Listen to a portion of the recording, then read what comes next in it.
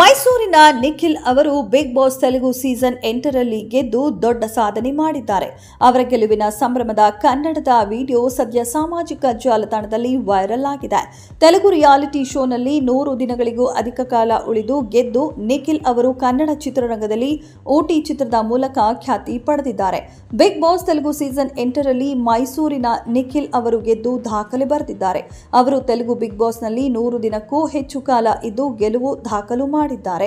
ತೆಲುಗಿನ ಸ್ಪರ್ಧಿಗಳನ್ನ ಹಿಂದಿಕ್ಕಿ ಇವರು ಗೆಲುವು ಕಂಡಿದ್ದಾರೆ. ಈಗ ನಿಖಿಲ್ ಅವರ ಹೊಸ ವಿಡಿಯೋ ವೈರಲ್ ಆಗಿದೆ.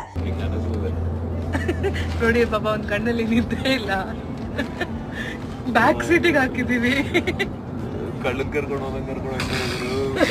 ಇದರಲ್ಲಿ ಅವರು ಕನ್ನಡದಲ್ಲೇ ಮಾತನಾಡಿದ್ದಾರೆ. ನಿಖಿಲ್ ಅವರು ಮೂಲತಃ ಮೈಸೂರಿನವರಾಗಿದ್ದಾರೆ. ಮೈಸೂರಿನವರಾಗಿ ಕನ್ನಡ ಬಂದಿಲ್ಲ ಅಂದ್ರೆ ಹೇಗೆ, ನೀವೇ ಹೇಳಿ.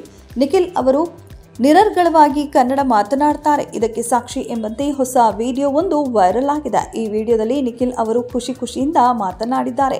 ಈ ಮೊದಲು ಕನ್ನಡ ಬಿಗ್ ಬಾಸ್ನಲ್ಲೂ ಕೆಲವೊಮ್ಮೆ ಕನ್ನಡ ಮಾತನಾಡಿದ್ದು ಕೂಡ ಇದೆ. ನಿಖಿಲ್ ಅವರನ್ನ ಕಾರಿನಲ್ಲಿ ಕರೆದುಕೊಂಡು ಹೋಗಲಾಗುತ್ತಿತ್ತು. ವಿನ್ ಆಗಿದ್ದಕ್ಕೆ ಹೇಗೆ ಅನಿಸುತ್ತೆ ಎಂದು ಕೇಳಲಾಯಿತು. ಹೀಗೆ ಅನಿಸುತ್ತಿದೆ ಎಂದು ಅವರು ಹೇಳಿಕೊಂಡಿದ್ದಾರೆ.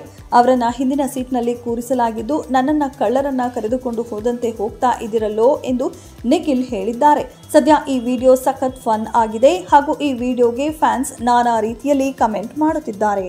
ಇದೆಷ್ಟು ಈ ಹೊತ್ತಿನ ಸುದ್ದಿ. ಮತ್ತಷ್ಟು ಸುದ್ದಿಗಳಿಗಾಗಿ ನೋಡ್ತಾ ಇರಿ ಸಿರಿ ಟಿವಿ.